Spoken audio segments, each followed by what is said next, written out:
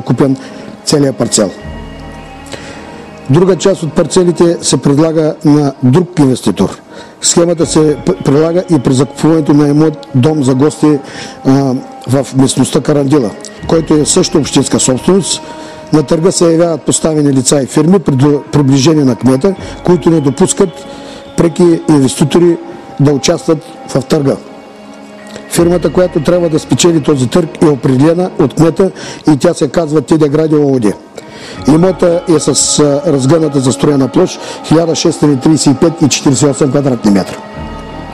Същия имот след една година се препродава на фирма Топстройдекор ООД с управител Евгений Петков. Собственик е неговия брат Коста Петков. Същите тези двама господа са и управители на дискотеката и пицарията на кмета Лечков. Много ясно се вижда топлата връзка между кмета и по-горе посочените господа.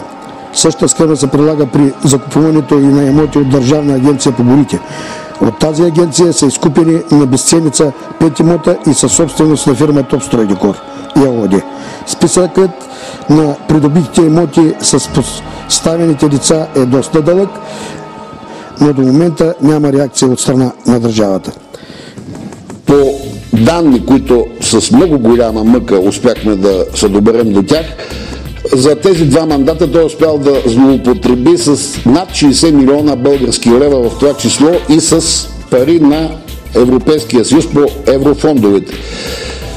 Говоря конкретно за водния проект, който по леги арти е спечелен и е започнат да се строи с европейски пари този воден проект за подмяната на водопроводна и канализационна мрежа на града.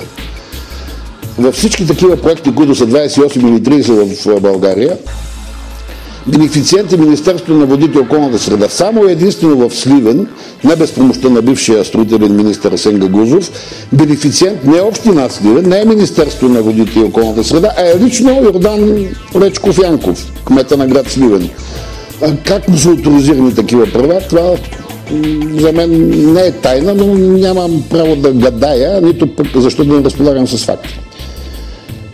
Той спира проекта на фирмата изпълнител, отстранява без никакви законови правила и принципи, само и само за това, защото на него не му се отпускат необходимите комисионни. Проектът е замразен, макар че той е предаден с акт 10, който отговаря на условията по предварително подписания договор. Говорим за една сума от 11 милиона евро, които са преведени на община Сливен. На община Сливен, прекратявайки договора с изпълнителя, не ги превежда както е редно да ги преведе на фирмата изпълнител, а ги превежда на един предварително направен консорциум и до самия изпълнител парите не пристигат. Какво става обаче с тия пари от тук нататък?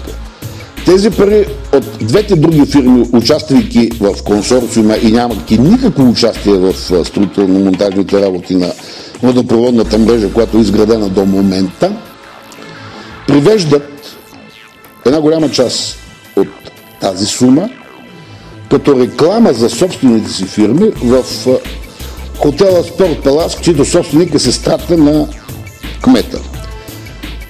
И от тук нататък вече започва изключително бруталният механизъм на изпиране на тия пари. Те изчезват, те се инихилират, те ги няма. Те са откраднати. Вследствие на което града остава с незавършен обект в дадените участъци и квартали и той вече година и 3-4 месеца е разкопан. Града в момента прилича на Бейрут след бомбардировки. Широкият център на града е невъзможно да пропусне потокът автомобили, защото няма как.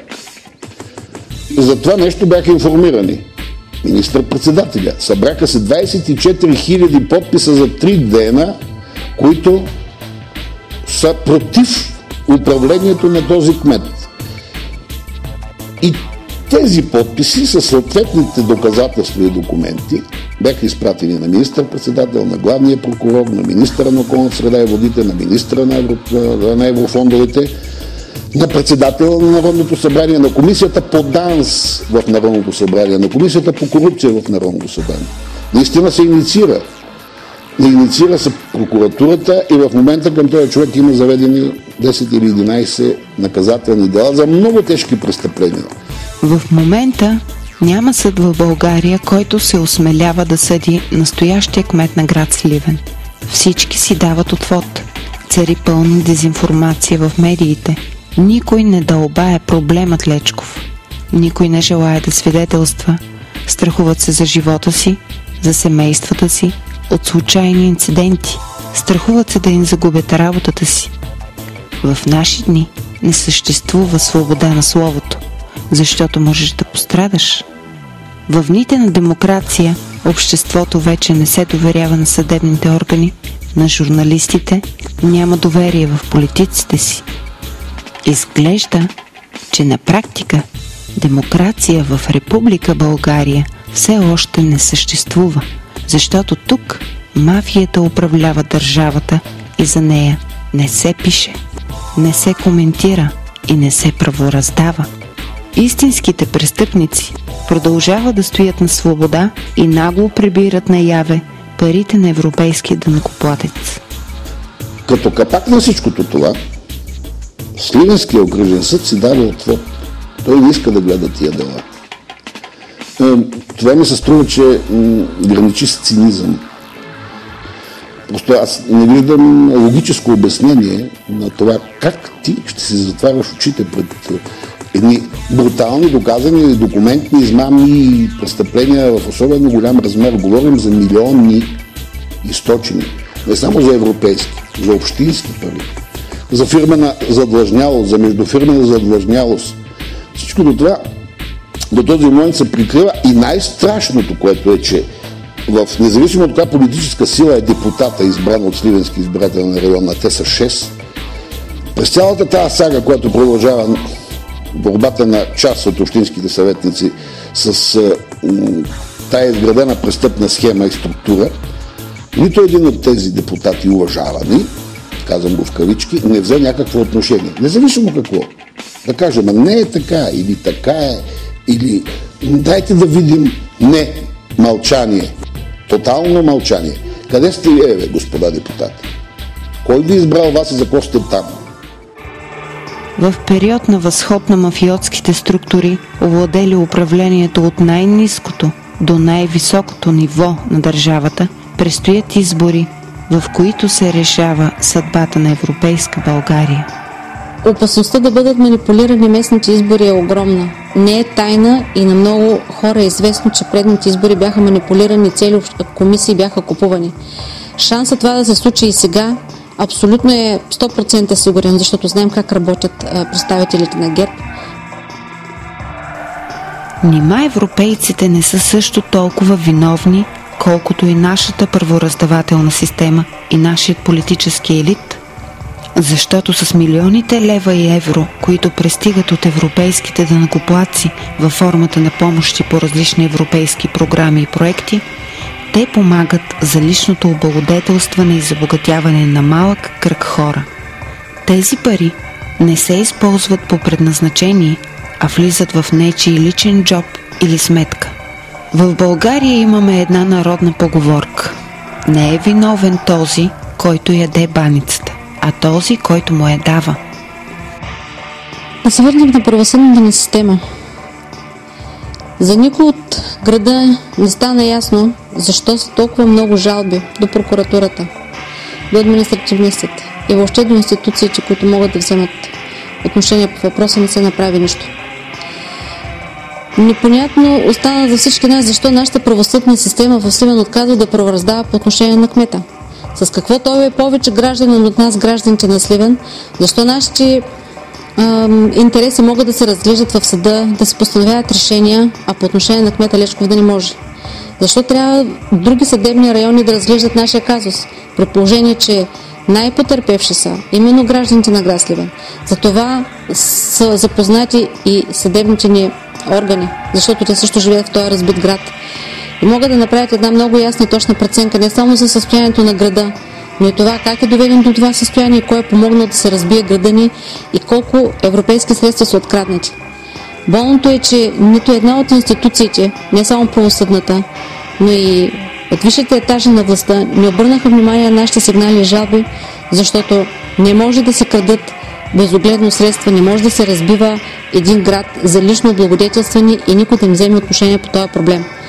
Единствената надежда беше останала в Европейския съюз и надеждата ни, че ще бъде изпратена комисия, която да дойде на място да провери как се работи по европейските проекти, къде са тези средства по европейски проекти и защо никой от проверяващите по нашите сигнали не констатираха тези очевадни неща и защо бягат от отговорността да ги констатират, защото тези факти са на лице и те ги има.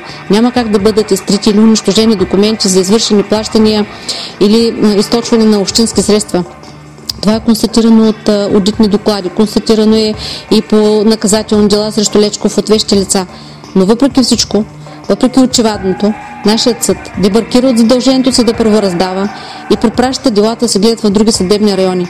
Не случайно беше изказването и на американският консул, че в България има 2 съдебни системи и това е факт. Факт е, че за Лечков нашата система не работи.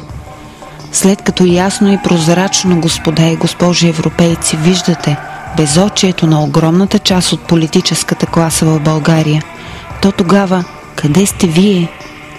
Защото с вашето бездействие вие насърчавате корупцията и ограбването на българите. Ние не сме гладни за парите ви, а искаме истинска свобода и справедливост, прозрачност в изборите, в политическия живот на страната ни. И нали се досещате, че много скоро нашите проблеми ще се превърнат във ваши? Както казва Михаил Савов, един от нашите големи генерали, българският народ, който е трудолюбив и храбър, заслужава една по-добра участ. Българският народ и в частност гражданите на град Сливен изстрадаха страшно много. Затягаха коланите в продължение на години за едно светло европейско бъдеще, което така и не получиха. Когато на времето това се е случвало, нашите деди са хващали Балкана и пушките. Ние не искаме в 21 век да стигаме до там, че да се зарежим бизнеса и семействата и да хванем Балкана за едно такова бъдеще. Тази власт на времето се е взимала с кръв. Това ние не желаем. Ние желаем европейски ред, европейски закони да бъдат спазени от всички на територията на Европейска България. Всичко друго е мафия. Тази мафия няма право да съществува на територията на България. При цялото ни уважение към гражданите на Стария континент и вашите институции, ви молим и призоваваме към прозрачно справедливо отношение и защита на българския народ и законите на Европейския съюз, към който вече принадлежим и ние.